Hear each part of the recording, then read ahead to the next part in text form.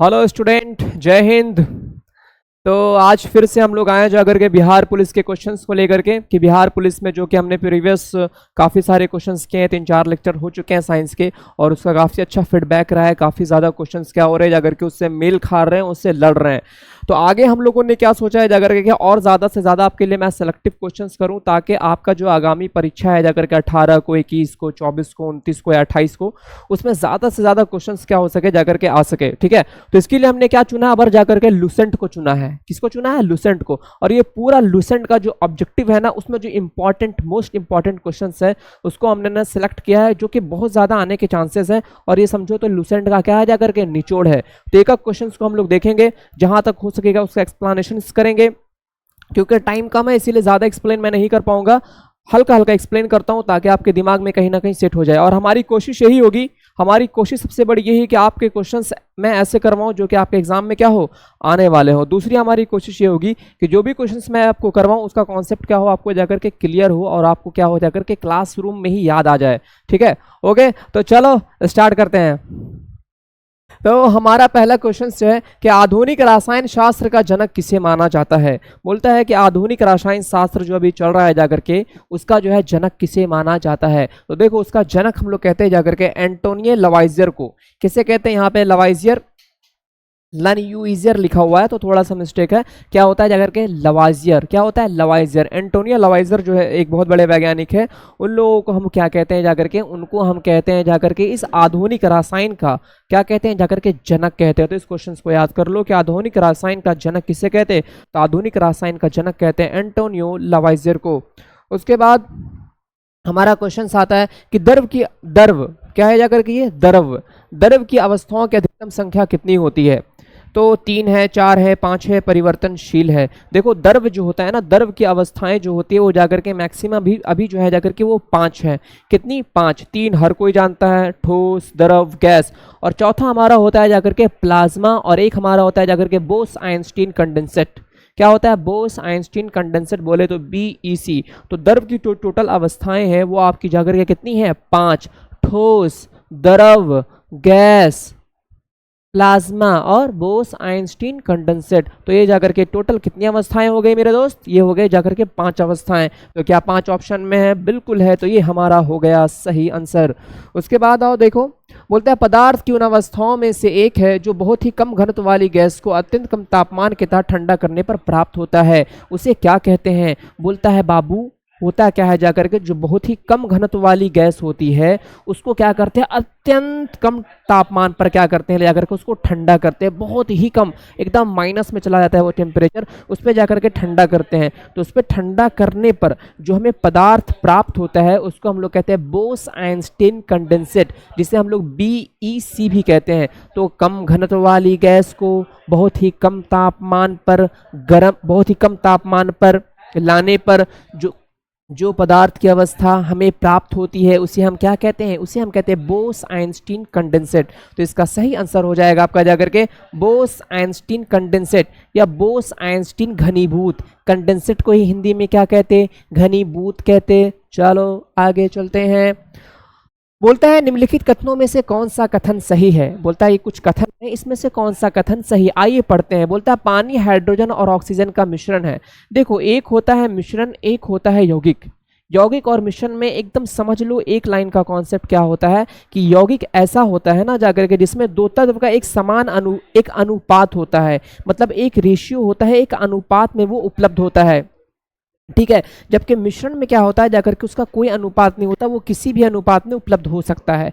तो जो जल होता है हमारा जाकर के वो हमारा मिश्रण नहीं होता, बल्कि वो हमारा क्या होता है जाकर के यौगिक होता है, जो कि 2:1 के अनुपात में क्या होता है जाकर के उपलब्ध होता है। तो जल हमारा क्या हो गया? जल हमारा जो है जाकर के हाइड्रोजन और ऑक्सीजन का क्या है जाकर के? मिश्रण है। कितना? 2:1 के अनुपात में। ठीक है, क्यों? क्योंकि जल आप जब लोगे ना जाकर के और उसको तोड़ोगे तो हमेशा वो एक निश्चित अनुपात में आप आपको क्या होगा, प्राप्त होगा। जब निश्चित अनुपात में प्राप्त हो रहा है इसका मतलब वो क्या है, यौगिक है। अगर वो निश्चित अनुपात में नहीं होता वो क्या होता, मिश्रण। जैसे कि दालमोट, दालमोट को उठाओ तो कुछ बादाम आ गया, कुछ जाकर के चना का दाना आ गया या कुछ और आ गया, फिर एक बार उठाओ तो अलग अलग क्वांटिटी में आया। लेकिन जब जल को आप जितना बार भी उठाओगे हमेशा क्या होगा, एक अनुपात होता है। तो यही क्या होता है, डिफरेंस होता है यौगिक में और मिश्रण में। तो आप समझ गए हो जल क्या है, जल जो है जाकर के वो आपका क्या होता है, जाकर के हाइड्रोजन और ऑक्सीजन क्या क्या होता है, जाकर के यौगिक होता है। क्या ये ऑप्शन में है, पानी, ऑक्सीजन और हाइड्रोजन का एक यौगिक है, बिल्कुल ऑप्शन में है। तो इस तरह ये आपका सही आंसर हो जाएगा। चलो आगे, बोलता है हवा, हवा क्या है, हवा देखो क्या, हवा जो है जाकर के आपका जाकर के तत्व और यौगिक दोनों का मिश्रण में आता है। हवा क्या होता है, तत्व और यौगिक, दोनों तत्वों और यौगिकों का क्या होता है, जाकर के मिश्रण में आता है। चलो आगे, बोलता है विश्व का प्रत्येक पदार्थ अत्यंत सूक्ष्म कणों से मिलकर बना होता है, यह सर्वप्रथम किसने कहा। यहाँ पे थोड़ा सा ऑप्शंस में मिस्टेक हो गया है, कोई बात नहीं। बोलता है कि विश्व का अत्यंत सूक्ष्म कणों से मिलकर बना होता है। देखो कहते हैं कि विश्व का जो प्रत्येक पदार्थ होता है वो अत्यंत सूक्ष्म कणों से मिलकर बना होता है, ऐसा सबसे पहले किसने कहा। देखो ऐसा सबसे पहले कहने का गर्व हमारे भारत देश के एक वैज्ञानिक को, भारत देश के एक ऋषि को जाता है। और ऐसा सबसे पहले जो कहने वाले हैं उनका नाम है महर्षि कनाद। क्या नाम है जाकर के, उनका नाम है कनाद। कनाद ने ही सबसे पहले बताया था और सबसे पहले कहा था कि जितने भी पदार्थ होते हैं वो सबसे जो है जाकर के सूक्ष्म कणों से मिलकर बने होते हैं। खड़े हो जाओ। वो सबसे क्या होते हैं, जाकर के सूक्ष्म कणों से मिलकर बने होते हैं। तो ऐसा किसने कहा था, जाकर के कनाद ने कहा। अच्छा यहाँ पे कनाद ऑप्शन है, लेकिन ये थोड़ा ऑप्शन क्या हो गया था ना, वो गड़बड़ हो गया था। पे खड़ा करो, अरे इसको इसको, ठीक है। चलो आगे चलते हैं। बोलता है कि पदार्थ का परमाणुविक सिद्धांत सर्वप्रथम किसने दिया। बोलता है जाकर के कि जो पदार्थ परमाणु से मिलकर बना होता है ये कथन जो है जाकर के सबसे पहले किसने दिया। तो ऐसा कहने वाले कौन है जाकर के, ऐसा कहने वाले जो है जाकर के आपके जॉन डाल्टन है। कौन है जाकर के, जॉन डाल्टन। पदार्थ का परमाणुविक सिद्धांत किसने दिया, तो पदार्थ का परमाणुविक सिद्धांत किसने दिया है जाकर के, पदार्थ का परमाणुविक सिद्धांत जो है जाकर के वो जॉन डाल्टन ने दिया है। किसने दिया है जाकर के, जॉन डाल्टन ने। चलो आगे, उसके बाद कहते हैं एक परमाणु के 3 आधारभूत अवयव होते हैं, वो कौन से होते हैं। कह रहा है कि एक जो परमाणु होता है वो 3 अवयव कणों से मिलकर बना होता है, 3 छोटे छोटे कणों से मिलकर बना होता है। तो उसे हम लोग जो है जाकर के क्या कहते हैं, तो उसे हम लोग कहते हैं जाकर के इलेक्ट्रॉन, प्रोटॉन और न्यूट्रॉन। क्या कहते हैं, इलेक्ट्रॉन, प्रोटॉन और न्यूट्रॉन। तो जो हमारा जो परमाणु बना होता है वो 3 छोटे छोटे अवयव कणों से मिलकर बना होता है, उसे हम कहते हैं जाकर के इलेक्ट्रॉन, प्रोटॉन और न्यूट्रॉन। क्या ये आंसर में है, बिल्कुल है, प्रोटॉन, न्यूट्रॉन तथा इलेक्ट्रॉन। तो ये आपका सही आंसर हो जाएगा। उसके बाद बोलता है कि जाकर के द्रव्यमान संख्या किसका योग होता है। बोलता है जो द्रव्यमान संख्या होता है जाकर के, जो कि आप क्लास 9th में पढ़े हो, वो किसका योग होता है।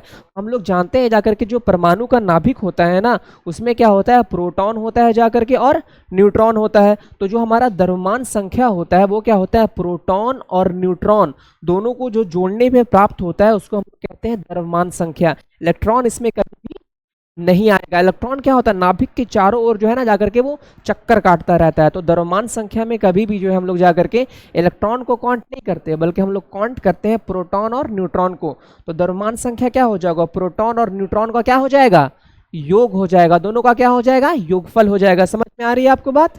तो देखो क्या ऑप्शन में है, ऑप्शन में बिल्कुल है, प्रोटॉन और न्यूट्रॉन है ना, तो ये आपका क्या हो जाएगा, सही आंसर। चलो आगे, बोलता है निम्नलिखित में से कौन सा एक न्यूक्लियॉन नहीं है। देखो न्यूक्लियॉन किसको कहते हैं, जो नाभिक में उपस्थित होता है ना उसको हम लोग कहते हैं न्यूक्लियॉन। क्या कहते हैं, न्यूक्लियॉन। नाभिक में आपका क्या हो गया जी, नाभिक में आपका प्रोटॉन हो गया और न्यूट्रॉन हो गया। इलेक्ट्रॉन नाभिक में होता है, नहीं होता। तो न्यूक्लियॉन में क्या हो जाएगा, प्रोटॉन हो जाएगा और न्यूट्रॉन हो जाएगा। तो इलेक्ट्रॉन नहीं होगा। तो वही क्वेश्चंस कह रहा है कि निम्नलिखित में कौन सा एक न्यूक्लियॉन नहीं है। तो नहीं है में कौन हो जाएगा, नहीं है में आपका जाकर के इलेक्ट्रॉन हो जाएगा। कौन हो जाएगा, इलेक्ट्रॉन। क्योंकि आपका जो प्रोटॉन और न्यूट्रॉन होता है वो क्या होता है, नाभिक में उपस्थित होता है।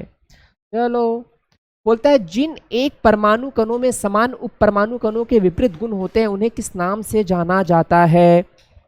देखो कह ये रहा कि जाकर के एक आपका जाकर के परमाणु है और उसी के एकदम तरह परमाणु सेम टू सेम उसी की तरह परमाणु हो, लेकिन क्या हो जाकर के उसका चार्ज क्या हो जाए जाकर के अलग हो जाए, तो उसको हम लोग क्या कहते हैं, प्रतिकण कहते हैं। जैसे आपका जाकर के इलेक्ट्रॉन है, इलेक्ट्रॉन के समान एकदम आकार में बराबर हो जाए, द्रव्यमान में बराबर हो जाए, लेकिन आवेश में से क्या हो जाता है जाकर के फर्क हो जाता है। तो जो ऐसे कण होते हैं ना उसको हम लोग कहते हैं प्रतिकण। तो इलेक्ट्रॉन का जो प्रतिकण होता है उसको हम लोग कहते हैं पॉजिट्रॉन।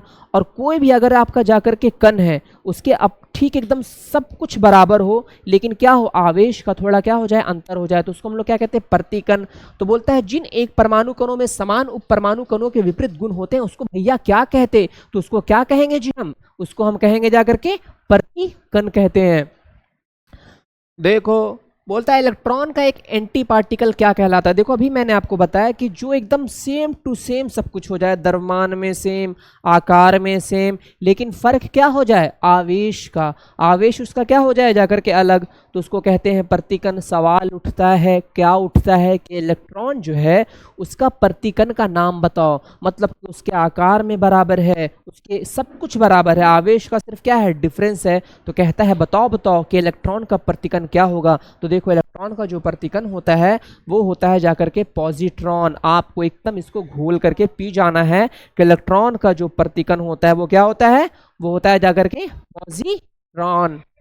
अब देखो आगे बोलता है न्यूट्रॉन की खोज किसने की, बड़ा आसान सा सवाल। इलेक्ट्रॉन की खोज जे थॉमसन ने की, प्रोटॉन की खोज गोल्डस्टीन ने की, तो न्यूट्रॉन की खोज भैया किसने की, तो न्यूट्रॉन की जो खोज की है जाकर के वो क्या है जाकर के चैडविक ने। किसने क्या है जाकर के, चैडविक ने। उसके बाद किसी परमाणु के परमाणविक संख्या को निम्नलिखित में से किसकी संख्या से पता चलता है। बोलता है जाकर के किसी परमाणु की परमाणु संख्या जो है जाकर के वो कैसे पता चलता है, कहने का तात्पर्य है कि वो इलेक्ट्रॉनों की संख्या से पता चलता, प्रोटॉनों की संख्या से पता चलता, या न्यूट्रॉनों की संख्या से पता चलता। देखो एकदम इस बात को एकदम दिमाग में बैठा लो कि किसी भी परमाणु में उपस्थित जो प्रोटॉनों की संख्या होती है, किसी भी परमाणु में उपस्थित जो प्रोटॉनों की संख्या होती है उसे ही उसकी हम लोग क्या कहते हैं जाकर के परमाणु संख्या कहते हैं। बोले तो परमाणु संख्या, परमाणु संख्या बराबर आपका होता है प्रोटॉनों की संख्या, बोले तो पी की संख्या, पी की संख्या। तो प्रोटॉनों की जो संख्या होती है ना वो हमेशा आपकी क्या होती है जाकर के परमाणु संख्या कहलाती है। तो जितने प्रोटॉन हो जाएंगे उतनी परमाणु संख्या हो जाएगी। जैसे आपका मैग्नीशियम, मैग्नीशियम का परमाणु संख्या कितना 12, इसका मतलब ये होता है कि मैग्नीशियम का जो परमाणु है उसमें प्रोटॉनों की संख्या कितनी हो जाएगी 12। सोडियम का परमाणु संख्या 11, मतलब प्रोटॉनों की संख्या कितनी हो जाएगी 11। ऑर्गन का परमाणु संख्या 18, मतलब प्रोटॉनों की संख्या कितनी हो जाएगी 18। कितना आसान है, ठीक है। तो ये हमारा हो जाएगा जाकर के प्रोटॉन हो जाएगा जाकर के उसके बाद नहीं नहीं ठीक है जाओ।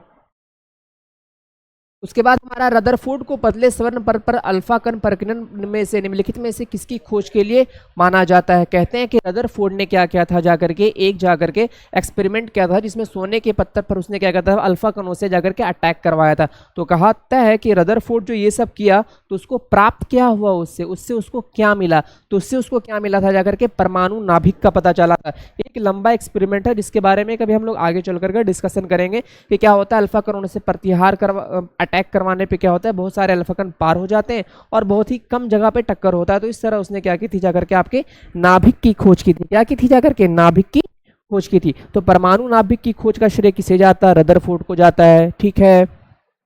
ये जितने भी क्वेश्चंस आपके हैं सब के सब previous year Bihar police, RRB, JE, Bihar दरोगा, एसएससी सब में कहीं ना कहीं क्या है आए हुए सवाल है। और ये पूरा का पूरा जो प्रश्न है मैं आपको बता दे रहा हूँ ये लूसेंट का प्रश्न है और लूसेंट का जाकर के ये निचोड़ है।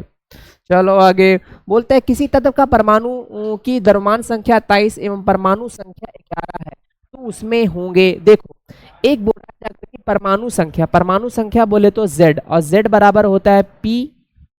एक मिनट, आपका बोल रहा है जाकर की परमाणु संख्या कितना है जाकर के 11 है, और द्रव्यमान संख्या कितना है जाकर के 23, तो उसमें होंगे। देखो एक होता है परमाणु संख्या और एक होता है द्रव्यमान संख्या। द्रव्यमान संख्या बराबर होता है Z और Z बराबर होता है P प्लस N। P बोले तो प्रोटॉनों की संख्या, N बोले तो न्यूट्रॉनों की संख्या। ठीक है, एक होता है जाकर के परमाणु संख्या। परमाणु संख्या होता है वो हमेशा प्रोटॉनों की संख्या के बराबर होगा। परमाणु संख्या जो होता है वो हमेशा प्रोटॉनों की संख्या के बराबर होगा। एक होता है जाकर के द्रव्यमान संख्या। द्रव्यमान संख्या जो होता है वो हमेशा प्रोटॉनों की संख्या प्लस न्यूट्रॉनों की संख्या के बराबर होगा। अब बताओ इसमें क्या है जाकर के आपका द्रव्यमान संख्या 23 है, तो द्रव्यमान संख्या हमने 23 लिख दिया। प्रोटॉनों की संख्या कितना, परमाणविक संख्या मतलब क्या हो गया, प्रोटॉनों की संख्या। प्रोटॉनों की संख्या कितना 11, तो न्यूट्रॉनों की संख्या निकल जाएगी ना जी। न्यूट्रॉनों की संख्या कितना हो जाएगा, 3 में से 1 गया, 2 में से 1 गया 1, तो कितना हो गया 12। इसका मतलब 12 जो हो गया आपका जाकर के वो न्यूट्रॉन हो गया और 11 जो हो गया जाकर के वो आपका प्रोटॉन हो गया। क्या ये ऑप्शन में है? बिल्कुल है। 12 न्यूट्रॉन, 12 कहाँ गया आपका हो गया जाकर के, 1 मिनट, 11 प्रोटॉन हो गया, 11 प्रोटॉन हो गया और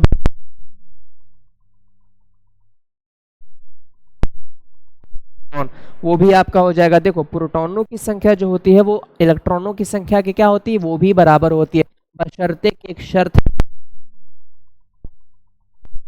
का कॉन्सेप्ट नहीं दिया गया है। तो इसमें क्या हो जाएंगे, 11 परमाणु संख्या है तो 11 प्रोटॉन, 11 प्रोटॉन तो 11 निकाल लिया हमने, द्रव्यमान संख्या से निकाल लिया, तो कितना हो गया 12 हो जाएगा। तो बहुत ही आसान सा साधारण सा सवाल था, एक कॉन्सेप्ट लगाओ, एक लाइन में इसको सॉल्व कर लो। चलो आगे बोलता है एक परमाणु की परमाणु संख्या क्या जो होती है, जो परमाणविक संख्या होती है जाकर के वो हमेशा डिपेंड करती है प्रोटॉन की संख्या। उसको घंटा नहीं फर्क पड़ता न्यूट्रॉन कितने हैं और इलेक्ट्रॉन कितने हैं। ठीक है, तो आपका यहाँ पे क्या है बाबू जाकर के, प्रोटॉन कितने हैं जाकर के 10, तो आंख मूंद करके मार दो, उसकी जो परमाणविक संख्या होगी वो कितनी हो जाएगी।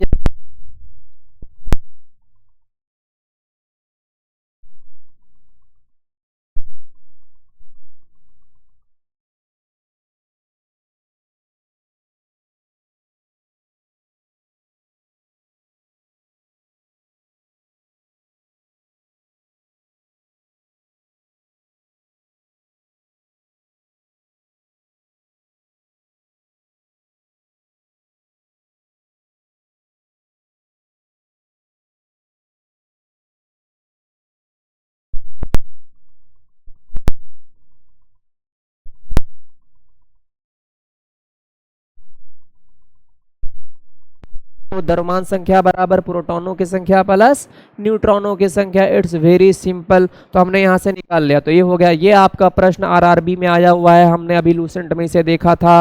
चलो आगे, अब बोलता है कि एक परमाणु की द्रव्यमान संख्या 23 है और परमाणु क्रमांक 11 है, तो प्रोटॉनों की संख्या क्या होगी। देखो प्रोटॉनों की संख्या एकदम दिमाग में सेट कर लो कि जो प्रोटॉनों की संख्या होती है वही आपकी जाकर के परमाणु संख्या होती है। खल्ली बल्ली खत्म। जब परमाणु क्रमांक 11 है तो प्रोटॉनों की संख्या अपने आप कितनी हो जाएगी, अपने आप जाकर के 11 हो जाएगी। तो कॉन्सेप्ट एक है, क्वेश्चन 4-5 है। कॉन्सेप्ट अगर आपको याद है कि Z बराबर P प्लस N, खत्म हो गया। अब परमाणु संख्या बोलो, न्यूट्रॉनों की संख्या बोलो, प्रोटॉनों की संख्या बोलो, जो बोलो आसानी से हम क्या होगा निकाल लेंगे, क्योंकि आपको ये फॉर्मूला बस याद होना चाहिए। Z बराबर P प्लस N, सबका वैल्यू पुट कर दो, अपने आप आंसर आ जाएगा। क्या मैं आपको समझा पा रहा हूं, क्या आपको समझ में आ रहा है। चले आगे, उसके बाद बोलते हैं प्रोटॉन, परमाणु जिसमें प्रोटॉनों की संख्या समान परंतु न्यूट्रॉनों की संख्या भिन्न होती है उसे क्या कहते हैं। देखो एक बोलता है कि परमाणु संख्या क्या है आपका जाकर के समान है, मतलब परमाणु संख्या में आपका क्या है जाकर के, परमाणु संख्या में क्या है आपका जाकर के प्रोटॉनों की संख्या समान हो किंतु न्यूट्रॉनों की संख्या क्या हो, भिन्न हो। तो जब प्रोटॉनों की संख्या समान होगी मतलब एक ही परमाणु है लेकिन उसमें क्या हो रहा है, प्रोटॉनों की संख्या जो है जाकर के वो समान है लेकिन न्यूट्रॉनों की संख्या जो है वो भिन्न है, तो बोलता है उसे क्या कहते हैं। देखो जिसमें भी प्रोटॉनों की संख्या समान हो और न्यूट्रॉनों की संख्या भिन्न हो उसको हम लोग क्या कहते हैं जाकर के, उसको हम लोग कहते हैं जाकर के समस्थानिक। इसका मैं एक एग्जाम्पल दे दे रहा हूँ, जैसे C6 है 12 है और यहाँ C6 है 14 है। देखो परमाणु संख्या मतलब प्रोटॉनों की संख्या, तो यहाँ भी 6 यहाँ भी 6 है ना। लेकिन यहाँ पे क्या है 12 है, यहाँ पे 14 है। इसका मतलब यहाँ पे न्यूट्रॉनों की संख्या जो है वो क्या है डिफरेंस है। जब प्रोटॉनों की संख्या समान हो और न्यूट्रॉनों की संख्या डिफरेंस हो तो उसको हम लोग कहते हैं समस्थानिक। समझ में आई बात? तो उसको क्या कहते हैं समस्थानिक। तो ये हमारा हो जाएगा। चलो आगे बोलता है दो परमाणुओं के समस्थानिक कहा जाता है। देखो फिर से वही चीज आ गया कि दो परमाणुओं के समस्थानिक कहा जाता है। कब कहा जाता है? जब परमाणु संख्या समान हो, द्रव्यमान संख्या भिन्न हो। बोले तो प्रोटॉनों की संख्या समान हो किंतु न्यूट्रॉनों की संख्या भिन्न हो। तो क्या इस ऑप्शन में उनका परमाणु क्रमांक समान हो परंतु उनकी द्रव्यमान संख्या भिन्न हो, पहला ऑप्शन ही आपका क्या हो गया जाकर के सही हो गया। तो समस्थानिक उसे कहते हैं जिसमें परमाणु की संख्या समान हो किंतु द्रव्यमान संख्या क्या हो, द्रव्यमान संख्या आपका भिन्न हो। चलो आगे बोलता है कि एक तत्व समस्थानिकों के अणु होते हैं द्रव्यमानों में अंतर का कारण। बोलता है एक तत्व का समस्थानिक है जी, जैसे कि आपका जाकर के C6 है, यहाँ 12 है, C6 है, यहाँ पे 14 है। बोलता है एक जो तत्व है जाकर के उसके अगर दो समस्थानिक उपलब्ध है, इसका कारण क्या है? भैया कारण क्या? तो भैया देखो कारण तो प्रोटॉनों की संख्या हो नहीं सकता क्योंकि प्रोटॉनों की संख्या आपका क्या होता है जाकर के परमाणु संख्या के बराबर होता है। तो इसका कारण सीधा सीधा होता है न्यूट्रॉनों की संख्या। कारण क्या होता है? न्यूट्रॉनों की संख्या, क्योंकि उसमें नाभिक में क्या होता है ना, न्यूट्रॉनों की जो संख्या होती है वो क्या होती है अलग अलग हो जाती हैं। जैसे यहाँ पे परमाणु संख्या 6 तो प्रोटॉनों की संख्या 6, यहाँ परमाणु संख्या 6 तो प्रोटॉनों की संख्या 6, यहाँ परमाणु संख्या 12 तो प्रोटॉनों की संख्या 6, यहाँ परमाणु संख्या 14 तो प्रोटॉनों की संख्या भी 6। लेकिन न्यूट्रॉनों की संख्या यहाँ पे तो 6 है क्योंकि 6 प्लस 6 12। यहाँ भी प्रोटॉनों की संख्या 6 तो यहाँ भी प्रोटॉनों की संख्या 6, लेकिन न्यूट्रॉनों की संख्या कितना हो जाएगा 6 प्लस 8। तो न्यूट्रॉनों की संख्या यहाँ पे कितनी हो गई 8। तो न्यूट्रॉनों की संख्या के भिन्नता के कारण ही क्या होता है आपका समस्थानिक होता है। तो इसमें क्या हो गया जी, ये हमारा ऑप्शन सही हो जाएगा। प्रोटॉनों की संख्या, उनमें प्रोटॉनों की संख्या अलग अलग होती है, बिल्कुल गलत। उनके नाम अलग अलग होते हैं। ये क्या हो जाएगा आपका जाकर के सही हो जाएगा। चलो बोलता है नेमान तत्व के सभी आइसोटोप में क्या होते हैं? ये नेमान एक्चुअल में यहाँ पे होना चाहिए नेमान समान तत्व के सभी आइसोटोप में क्या होते हैं, क्या हो जाएगा यहाँ पे जाकर के समान। बोलता है जाकर के ए भैया समान तत्व आइसोटोप्स है तो उसमें क्या समान होगा? अभी आपको बताएं कि समान तत्व का अगर आइसोटोप्स है, आइसोटोप बोले तो क्या समस्थानिक, अगर है तो उसमें क्या होगा परमाणु संख्या समान मतलब प्रोटॉनों की संख्या समान, द्रव्यमान संख्या भिन्न मतलब न्यूट्रॉनों की संख्या भिन्न। It's very simple. क्वेश्चंस को क्या करते हैं वो घुमाते रहते हैं। कॉन्सेप्ट एक ही है कि अगर आपका समस्थानिक है तो प्रोटॉनों की संख्या समान होगी और न्यूट्रॉनों की संख्या क्या हो जाएगी जाकर के भिन्न हो जाएगी। तो चलो देखते हैं। बोलता है भिन्न परमाणविक क्रमांक और भिन्न परमाणविक संहति, बिल्कुल गलत। भिन्न परमाणविक क्रमांक बिल्कुल गलत। एक जैसी परमाणविक क्रमांक किंतु भिन्न परमाणविक संहति, कहने का मतलब ये हुआ कि परमाणु संख्या समान होगी किंतु द्रव्यमान संख्या क्या हो जाएगी जाकर के भिन्न हो जाएगी। It's very simple. ये भी आपका सवाल आया हुआ है जाकर के बिहार पुलिस में। उसके बाद बोलता है जब किसी तत्व के परमाणु की एक से ज्यादा द्रव्यमान संख्या होती है तो उसे क्या कहते हैं? देखो अभी तो हमने कहा था कि एक परमाणु, जब किसी तत्व के परमाणु की एक से ज्यादा द्रव्यमान संख्या हो तो उसे क्या कहते हैं। फिर से क्वेश्चंस को घुमा रहा है। देखो क्वेश्चंस कॉन्सेप्ट एक ही है लेकिन क्या होता है ना घुमा घुमा के क्या करते हैं सवाल को पूछते हैं। और जब आप रट के जाते हो ना तो होता क्या है कि आप एक तरह का रट के गए और आपके दिमाग में आया और उसके बाद आप मार दिए। जहाँ क्वेश्चंस घुमाया कॉन्सेप्ट आपके दिमाग से क्या हो गया गायब हो गया, निकल गया। इसका भी जवाब वही हो जाएगा जाकर के आइसोटोप। बोलता है जब किसी तत्व के परमाणु में एक से ज्यादा द्रव्यमान संख्या हो मतलब कि परमाणु संख्या समान हो किंतु द्रव्यमान संख्या भिन्न हो तो उसको हम लोग क्या कहते हैं? उसको हम लोग जाकर के समस्थानिक कहते हैं। समस्थानिक बोले तो क्या आइसोटॉप्स। चलो तो आइसोटॉप इसका जाकर के आंसर हो जाएगा। उसके बाद बोलता है आइसोटोप के रासायनिक गुण क्या होते हैं? देखो आइसोटोप जो होता है जाकर के जैसे C6 है 12 है, C6 है 14 है, ठीक है। तो बोलता है आइसोटोप के रासायनिक गुण क्या होता है? देखो रासायनिक गुण जो होता है ना वो हमेशा इलेक्ट्रॉन पर डिपेंड करता है। रासायनिक गुण जो होता है वो हमेशा इलेक्ट्रॉन पर डिपेंड करता है, कभी भी न्यूट्रॉन पर डिपेंड नहीं करता। अगर इलेक्ट्रॉनों की संख्या समान हो गई तो समझो रासायनिक गुण समान, अगर इलेक्ट्रॉनों की संख्या समान नहीं है मतलब रासायनिक गुण समान नहीं है। अब यहाँ पे देखो जाकर के ये जो है जाकर के C6 है, यहाँ पर भी जाकर के C6 है। जब दोनों भैया C6 है इसका मतलब ये हुआ कि परमाणु संख्या तो दोनों में समान है। अब परमाणु संख्या समान है मतलब सर प्रोटॉनों की संख्या भी समान है, और अगर प्रोटॉनों की संख्या समान है इसका मतलब क्या हुआ, इलेक्ट्रॉनों की भी संख्या समान है, और अगर इलेक्ट्रॉनों की संख्या समान है तो रासायनिक गुण क्या होगा, हमेशा सेम होगा। दिमाग में बैठा लो कि रासायनिक गुण हमेशा सेम होगा अगर इलेक्ट्रॉनों की संख्या क्या है, समान है। तो यहाँ पे इलेक्ट्रॉनों की संख्या समान है तो इसका मतलब रासायनिक गुण क्या होना चाहिए, एक तरह होना चाहिए। इसका मतलब जितने भी समस्थानिक हैं उसके रासायनिक गुण क्या होंगे, एक तरह होंगे, तो समान होना चाहिए। क्या होना चाहिए जी, समान होना चाहिए। बोलता है प्रोटियम, ड्यूट्रियम, ट्राइटियम के प्राकृतिक रूप में पाए जाने वाला समस्थानिक है। बोलता है 3 ठो समस्थानिक का नाम बोला, प्रोटियम, ड्यूट्रियम और ट्राइटियम। बोलता है भैया ये किसका समस्थानिक है, देखो हल्का सा बता दे रहा हूं, H1 H2 H1 और यहाँ पे हो जाएगा 1, एक मिनट यहाँ पे 1, यहाँ पे 2, यहाँ पे 3। देखो तीनों क्या है जाकर के आपका हाइड्रोजन है, और ये तीनों उसका क्या है, समस्थानिक। पहला को बोले प्रोटियम, दूसरा को बोले ड्यूट्रियम, तीसरा को बोले ट्राइटियम। तो ये जो है किसका समस्थानिक है, ये जो है जाकर के देखो किसका समस्थानिक है जी, ये H किसका सिंबल है, तो H सिंबल है जाकर के हाइड्रोजन का। तो इसका सही आंसर क्या हो जाएगा मेरे दोस्त, इसका सही आंसर हो जाएगा जाकर के हाइड्रोजन। क्या हो जाएगा जाकर के हाइड्रोजन। चलो बोलता है समभारिक में क्या होता है, देखो अब एक था जाकर के समस्थानिक, समस्थानिक का कॉन्सेप्ट क्या हो गया खत्म, उस पर 4 क्वेश्चंस करा दिए खल्ली बल्ली। अब एक बोलता है जाकर के समभारिक, बोले तो समभारिक क्या होता है, देखो समभारिक क्या होता है ना, जिसका परमाणु संख्या भिन्न हो, परमाणु संख्या भिन्न हो किंतु द्रव्यमान संख्या समान हो। वहां क्या था, परमाणु संख्या समान था, द्रव्यमान संख्या भिन्न था। यहां जस्ट उसका उल्टा, परमाणु संख्या भिन्न हो किंतु द्रव्यमान संख्या क्या हो, समान हो। उसको क्या बोले, उसको बोलते हैं जाकर के समभारिक। इसका थोड़ा सा एक एग्जांपल देख लो, जैसे आपका जाकर के आर्गन है, आपका जाके कैल्शियम है, इसका परमाणु संख्या 18 है, पता होगा। इसका परमाणु संख्या 20 है, इसका द्रव्यमान संख्या 40 है, इसका भी द्रव्यमान संख्या 40। ए बाबू जब दोनों का द्रव्यमान संख्या 40 है मतलब के जाकर के क्या हुआ, दोनों जाकर के समभारिक। और दोनों का प्रोटॉनों की संख्या क्या है, दोनों का परमाणु संख्या क्या है, भिन्न। जब परमाणु संख्या भिन्न हो और द्रव्यमान संख्या समान हो तो उसको हम लोग क्या कहते हैं जाकर के, उसी को हम लोग कहते हैं जाकर के समभारिक। और इसका एग्जाम्पल है ऑर्गन और कैल्शियम। तो समान भार संख्या है किंतु विभिन्न परमाणु संख्या। इसका सही आंसर क्या हो जाएगा, समान भार संख्या है किंतु समान समान भार संख्या किंतु विभिन्न परमाणु संख्या। तो देखो बच्चों आपको क्या करना है ना, अच्छा से अच्छा कॉन्सेप्ट को क्या करना है, बिल्डअप करते जाना, बिल्डअप करते जाओ अच्छा से अच्छा कॉन्सेप्ट, और एग्जाम में एकदम टिकआउट करते जाओ। जल्दी जल्दी नौकरी लो और एकदम सेटअप लाइफ जियो बिहार पुलिस की तरह गन लेकर के। तो चलो आगे चलते हैं।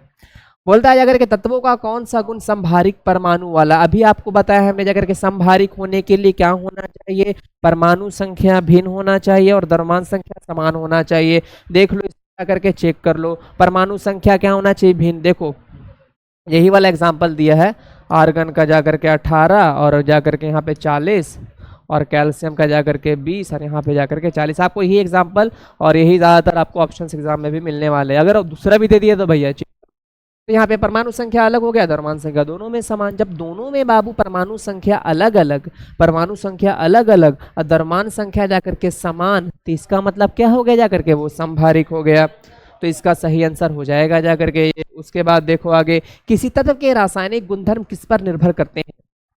बोलता है किसी भी तत्व है उसका रासायनिक गुणधर्म किस पर निर्भर करता है। एक बात बता दे रहा हूं, कान खोल करके इस बात को समझ लो कि रासायनिक गुणधर्म हमेशा जो डिपेंड करता है वो डिपेंड करता है इलेक्ट्रॉनों की संख्या पे।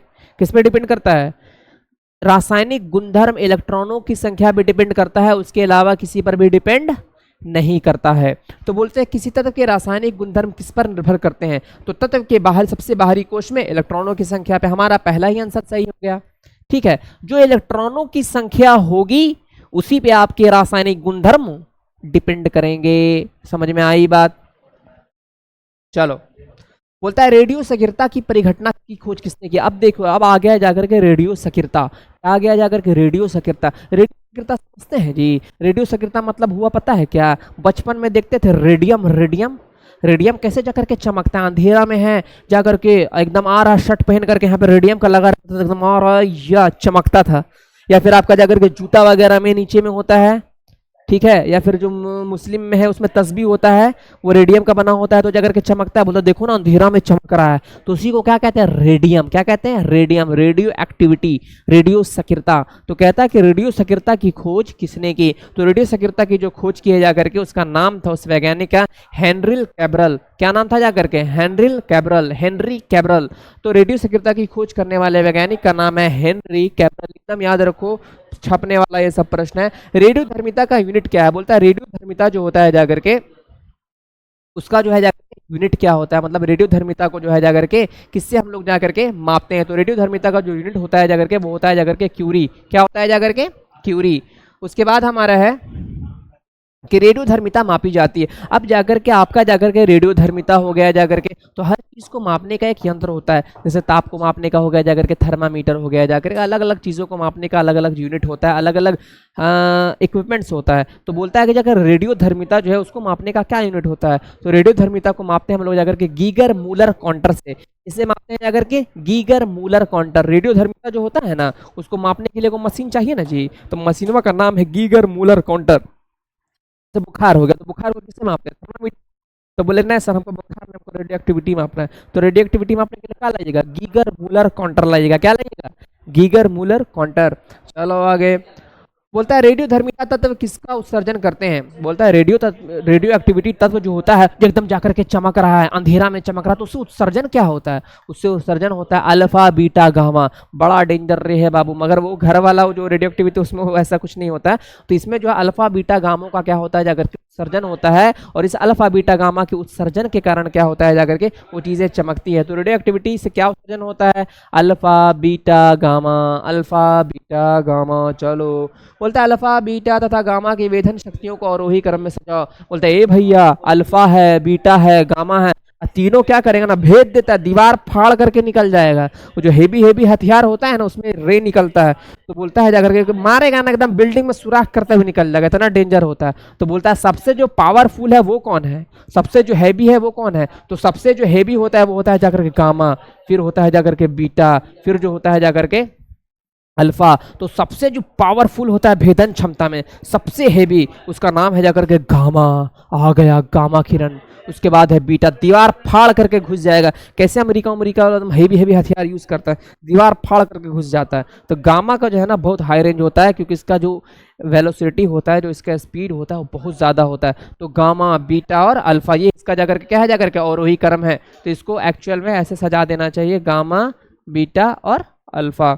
चलो, बोलता है अल्फा कणों में क्या, अल्फा कणों में क्या होते हैं, बोलता है जाकर के ए भैया ये जो अल्फा कण है इसमें होता क्या है, तो इसमें होता क्या है ना, ये द्विध्रुव आवेशित हीलियम कण होते हैं, उसी को हम लोग बोलते हैं जाकर के अल्फा कण। क्या बोलते हैं, अल्फा कण। देखो ये इसको ही बोलते हैं जाकर के अल्फा कण। तो इसमें क्या होता है जी, दो परमाणु, दो प्रोटॉन हो जाएगा, क्या होता है जाकर के दो प्रोटॉन हो जाएगा, और क्या हो जाएगा जाकर के चार, दो न्यूट्रॉन हो जाएगा, तभी ना इसका द्रव्यमान संख्या 4 हो जाएगा। तो दो प्रोटॉन हो जाएगा और जाकर के क्या हो जाएगा जाकर के दो न्यूट्रॉन हो जाएगा। तो अल्फा कण में क्या होते हैं, अल्फा कण में दो प्रोटॉन होते हैं और दो न्यूट्रॉन होते हैं, और ये काफी भारी माने जाते हैं। इससे क्या करते हैं, भेदने का काम करते हो। जो आपका वैज्ञानिक था जाकर के जो सोने की पतरी पे काम किया था वो इसी का यूज किया था, द्विआवेशित हीलियम कण का, रदरफोर्ड वैज्ञानिक जो था।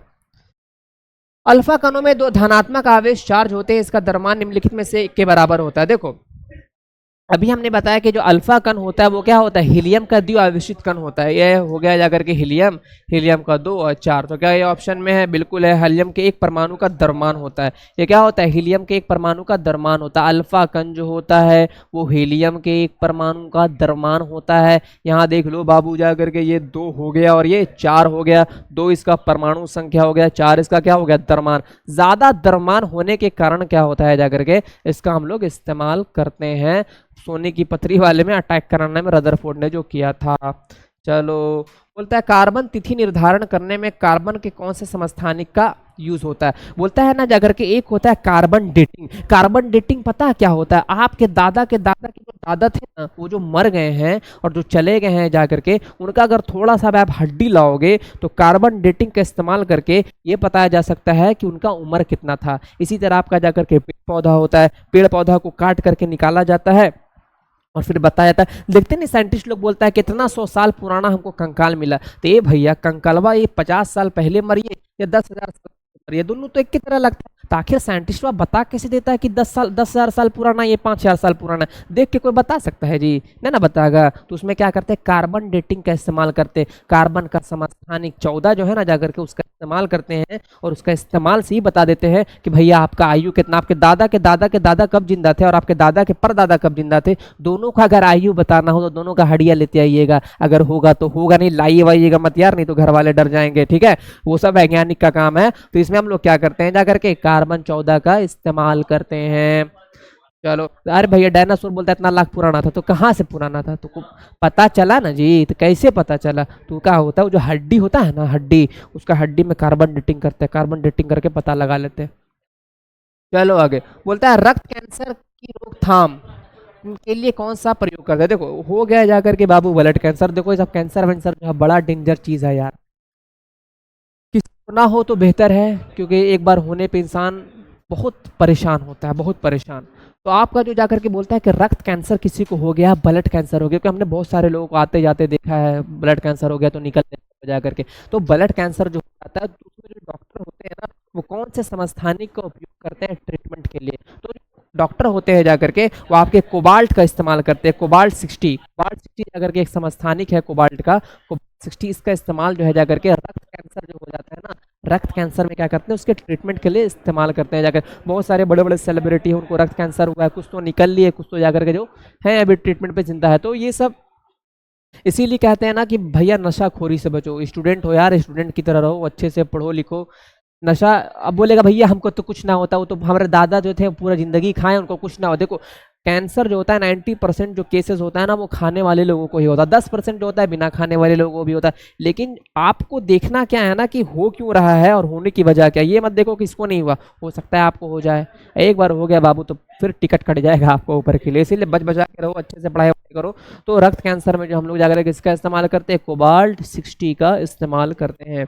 उसके बाद प्रश्न है कि कोबाल्ट 60 आमतौर पर विकिरण चिकित्सा में प्रयुक्त होते हैं कि उत्सर्जित करता है। फिर से बोलता है कि कुछ कोबाल्ट 60 का इस्तेमाल करते हैं। तो कोबाल्ट 60 जो है क्या करता है, कोबाल्ट 60 से किस तरह की किरणें निकलती है जिसका इस्तेमाल कैंसर में करते हैं? तो आपको याद रखना है, इससे जो किरणें निकलती हैं वो निकलती हैं बीटा किरणें। किससे निकलते, कैसी किरणें निकलती हैं? बीटा किरणें निकलती हैं।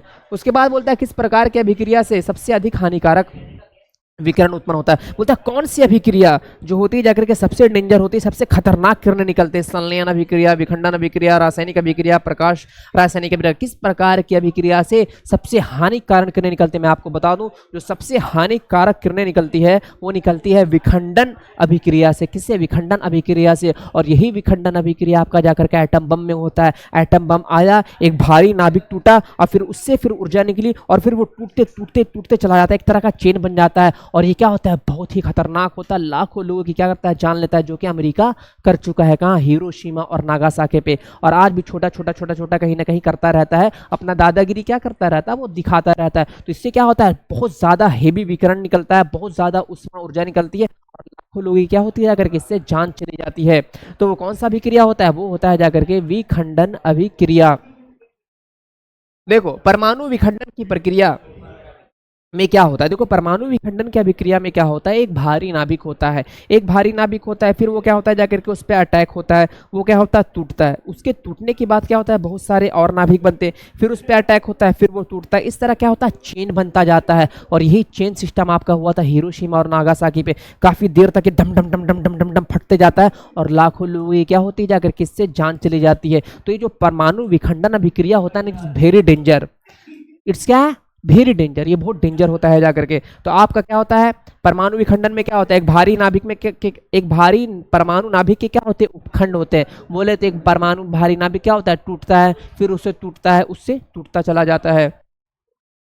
उसके बाद बोलते हैं परमाणु बम किस सिद्धांत पर काम करता है? देखो अभी मैंने वही बताया, परमाणु बम किस सिद्धांत पर क्या काम करता है, कि एक परमाणु नाभिक होता है, भारी परमाणु नाभिक होता है, उस पर अटैक होता है, फिर वो टूटता है, फिर उससे अलग नाभिक बनता है, फिर वो टूटता है। इस तरह अनियंत्रित अभिक्रिया हो जाती है। क्या होती है, अनियंत्रित, अनियंत्रित अभिक्रिया हो जाती है, और पूरा टूटते टूटते टूट जाता है, अगर एक तरह से चेन सिस्टम बन जाता है। इस तरह से वो क्या होता है, बहुत ही हानिकारक होता है। तो अनियंत्रित नाभिक के संलयन होता है जी, कि विखंडन होता है। क्या होता है, टूटता है। जुड़ने की क्रिया को संलयन कहते हैं, टूटने की क्रिया को विखंडन कहते हैं। तो ये क्या हो गया जाकर के, अनियंत्रित नाभिक के विखंडन हो गया। क्या हो गया जाकर के, अनियंत्रित नाभिक के विखंडन। बोलता है जापान पर, देखो आ गया सवाल कि जापान पर गिराए गए परमाणु बमों का नाम क्या थे। तो जापान पर जो अमेरिका ने जो जुल्म किया है, जापान पर जो अमेरिका ने सितम किया, जो मासूम मासूम बच्चों की हत्याएं की है, जो मासूम मासूम बच्चों की जान ली, आज वो कहता है कि हम क्या है के संरक्षक है। हालांकि अगर आप सबसे बड़ा विनाशकारी देखोगे पूरे इतिहास में बढ़ करके, सबसे ज्यादा लोगों की जान लेने वाला देखोगे, तो वो क्या है जाकर के, वो आपका जाकर के अमेरिका का उसमें नाम आ जाता है। तो अमेरिका ने क्या किया था, एक हिरोशिमा पर भी गिरा दिया था, एक नागासाकी पर गया था, और आइटम बम जो गिरा है उसका नाम भी रखा है। एक तो गिरा है तो गिरा है भैया, चुपके से गिरा है, निकल ले नहीं, सिर्फ गिरा है नहीं, बजाता आइटम बम का नाम भी रखा था उन्होंने। तो आइटम बम का जो नाम था वो था जाकर के लिटिल बॉय और फैटमैन। एटम बम का क्या नाम रखा था, एक एटम बम का नाम था जाकर के लिटिल बॉय, और एक एटम बम का नाम रखा था जाकर के फैटमैन, जो कि हिरोशिमा और नागासाकी पर गिराया गया था। और आज भी वो जो जगह है जाकर के, वहां पर लोगों ने उसके अवशेष को आज भी वैसे ही रखा है, अमेरिका के जुल्म और बर्बरियत को दिखाने के लिए। ठीक है, तो उसका नाम क्या था, लिटिल बॉय और फैटमैन। वर्ष 1945 में नागासाकी में गिराए गए बम में से कौन सा विस्फोटक प्रयुक्त किया गया था। बोल रहा है जाकर के जो एटम बम बनाया गया था जाकर के, एटम बम जो अमेरिका ने जाकर के हिरोशिमा और नागासाकी पर गिराया गया था, कौन सा कौन सा रेडियो सक्रिय तत्व का यूज किया गया था। जो उसमें रेडियो सक्रिय तत्व यूज किया गया था वो यूज किया गया था जाकर के प्लूटोनियम। कौन सा यूज किया था, ये भी कभी कभी परीक्षा में पूछे जाते हैं कि हिरोशिमा, देखो हिरोशिमा नागासाकी पर गिराया गया, बहुत general question. Little Boy Fat Man गिराया गया, बहुत जनरल क्वेश्चन। अब सवाल थोड़ा ये आने लगा कि कौन सा रेडियो सक्रिय तत्व का उसने इस्तेमाल किया था। तो उसने जो इस्तेमाल किया था जाकर के वो प्लूटोनियम यूज किया था। किसका यूज किया था, प्लूटोनियम का। बोलता है हाइड्रोजन बम विकसित किया गया। बोलता है कि हाइड्रोजन बम जो है जाकर के वो किसके द्वारा हाइड्रोजन बम विकसित किया गया। बोलता है हाइड्रोजन बम जो है जाकर किसके द्वारा विकसित किया गया। हाइड्रोजन बम जो विकसित किया गया है जाकर के वो यूज किया गया सैमुअल कोहेन द्वारा। किसके द्वारा, सैमुअल कोहेन के द्वारा। उसके बाद बोलता है परमाणु रिएक्टर का आविष्कार किसने किया। परमाणु रिएक्टर का जो आविष्कार किया है उस वैज्ञानिक का नाम है जाकर के एनरिको फर्मी। क्या नाम है, एनरिको फर्मी। देखो परमाणु रिएक्टर में क्या होते हैं, जो आपका एटम बम होता है ना, उसमें क्या होता है, जो नाभिकीय विखंडन होता है वो अनियंत्रित ढंग से होता है। एक बार गिरा भारी नाभिक, इससे टूटा टूटा टूटा टूटा टूटा चला गया, चीर मर गया, पूरा लाखों लोगों की जान ले लिया। लेकिन एक होता है परमाणु रिएक्टर। परमाणु रिएक्टर में क्या होता है, यही परमाणु विखंडन ही किया जाता, लेकिन बड़ा ही मतलब कि एकदम संयोजित ढंग से किया जाता है, बड़े आराम से किया जाता है, और उससे जो ऊर्जा निकलती है ना बाबू, उसका इस्तेमाल करता है बिजली उत्पादन में। क्या करता है, बिजली उत्पादन में। तो एक था परमाणु अभिक्रिया वो वाला जिसमें एकदम डुम डम होते चला गया, वो की जान चली गई। एक परमाणु क्या होता है आपका जाकर के रिएक्टर होता है, उसमें क्या होता है, बड़े आराम से परमाणु नाभिक को तोड़ा जाता है, उससे जो एनर्जी निकलती है उसका इस्तेमाल हम लोग किसमें करते हैं, बिजली के उत्पादन में करते हैं। तो बोलता है जाकर के इसका आविष्कार किसने किया, इसका आविष्कार किया जाकर के एनरिको फर्मी ने। किसने किया, एनरिको फर्मी ने। उसके बाद बोलता है एक परमाणु रिएक्टर में नियंत्रण कैडमियम किरण क्या काम करते हैं। बोलता है कि परमाणु रिएक्टर में क्या होता है जाकर के कैडमियम का छड़ होता है। कैडमियम का छड़ किस लिए इस्तेमाल किया जाता है, तो कैडमियम का छड़ जो इस्तेमाल किया जाता है जाकर के वो परमाणु रिएक्टर में क्या होता है जाकर के नियंत्रण करने के लिए, थोड़ा कंट्रोल करने के लिए उसका जो है जाकर के क्या करते हैं हम लोग जाकर के इस्तेमाल करते हैं। जो अभिक्रिया हो रही है उसमें कैडमियम का छड़ होता है, वो क्या करता है, एक नियंत्रक की तरह काम करता है। देखो ऑप्शन में क्या है, विखंडन प्रतिक्रिया के दौरान उत्पन्न अत्यधिक ऊष्मा को अवशोषित करता है, इस प्रकार क्या करता है, तापमान में अधिक वृद्धि को रोकता है। तो ये क्या करता है ना, जाकर के जो रिएक्शन हो रहा है जाकर के वहाँ पे क्या करता है, जाकर के तापमान को कंट्रोल करने का काम करता है, और जो आपका जाकर के अंदर में रिएक्शन हो रहा है उसको थोड़ा धीमा करता है। क्या करता है जाकर के, थोड़ा धीमा करता है। ठीक है, अत्यधिक उष्मा को क्या करता है जाकर के अवशोषित कर लेता है, और तापमान अधिक वृद्धि करने से रोकता है। ठीक है, नहीं ये गलत हो जाएगा, ये आंसर, इसका सही आंसर ये हो जाएगा, मैंने गलत मार दिया कि चेन रिएक्शन को नियंत्रित करने के लिए अतिरिक्त न्यूट्रॉनों को क्या करता है जाकर के शोषित करता है। तो इसका जो मेनली काम क्या है ना जाकर के, वो क्या काम है जाकर के, नियंत्रण करने का काम है। क्या काम है जाकर के, नियंत्रण करने का।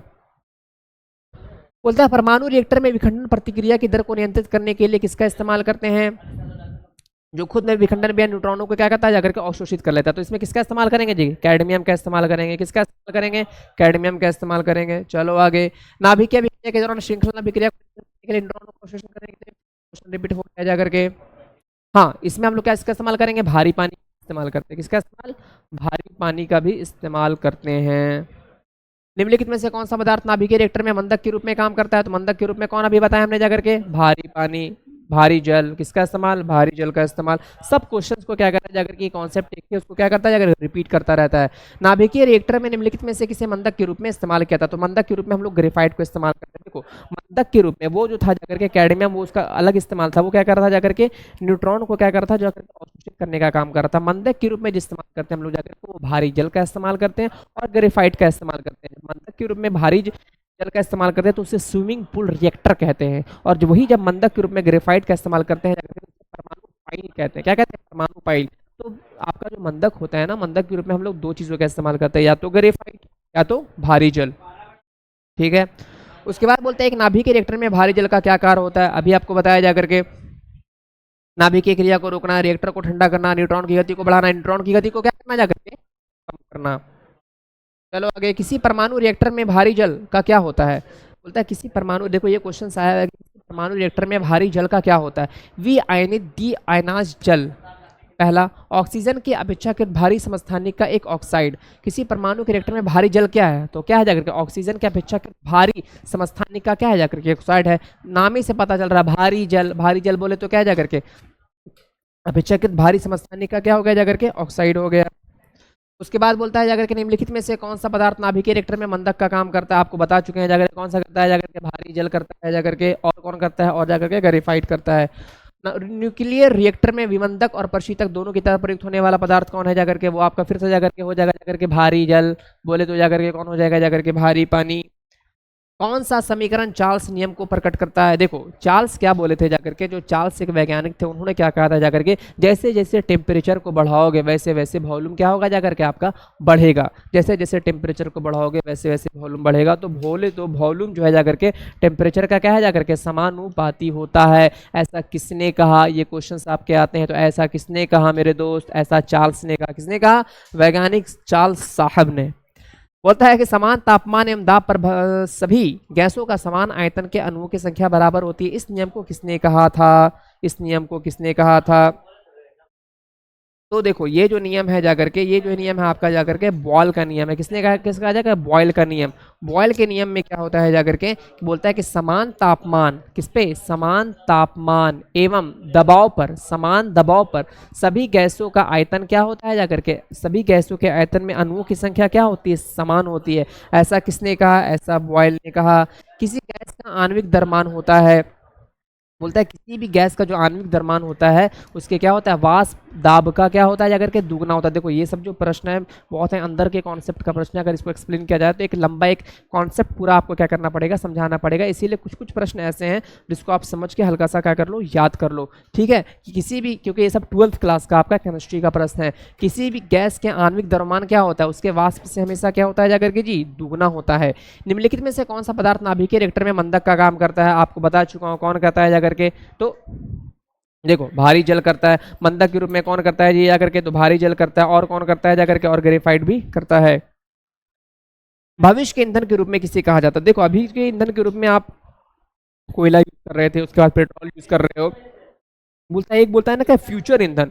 फ्यूचर ईंधन के रूप में पता है किसे जाना जाता है, फ्यूचर ईंधन के रूप में आप जाकर के हाइड्रोजन को जाना जाता है। ऐसा माना जा रहा है जाकर के कि आगे का जो भविष्य है उसमें हम लोग क्या करेंगे जाकर के, हाइड्रोजन को जो है जाकर के फ्यूल के रूप में बहुत ज़्यादा बड़े पैमाने पर, बड़े स्केल पर क्या होगा जाकर के यूज़ किया जाएगा। इसीलिए हाइड्रोजन को क्या कहते हैं जाकर के, भविष्य का ईंधन कहते हैं। बोलता है निम्नलिखित में से किसका प्रयोग नोदक में या रॉकेटों में ईंधक के रूप में किया जाता है। बोलता है जाकर के जो रॉकेट होता है जाकर के, आपका जो रॉकेट चलता है जाकर के, उसमें जैसे आपका गाड़ी है, गाड़ी में ईंधन के रूप में किसको इस्तेमाल करते हैं, पेट्रोल को इस्तेमाल करते हैं। तो बोलता है जाकर के बहुत बड़ा जाकर के आपका रॉकेट है, रॉकेट में जो ईंधन के रूप में इस्तेमाल करते हैं, तो रॉकेट के रूप में ईंधन के रूप में किसे इस्तेमाल करते हैं, द्रव हाइड्रोजन प्लस द्रव नाइट्रोजन, द्रव ऑक्सीजन प्लस द्रव ऑर्गन, द्रव नाइट्रोजन प्लस द्रव ऑक्सीजन, द्रव हाइड्रोजन प्लस द्रव ऑक्सीजन। कितना सारा आपका जाकर के कॉन्सेप्ट आपको ऑप्शन दे दिया कि आपको क्या कर दे, गड़बड़ा दे। लेकिन आपको हमेशा याद रखना है कि ईंधन के रूप में जो रॉकेट में हम लोग प्रयुक्त करते हैं वो हमारा होता है द्रव हाइड्रोजन प्लस द्रव ऑक्सीजन। क्या होता है, द्रव हाइड्रोजन प्लस द्रव ऑक्सीजन होता है।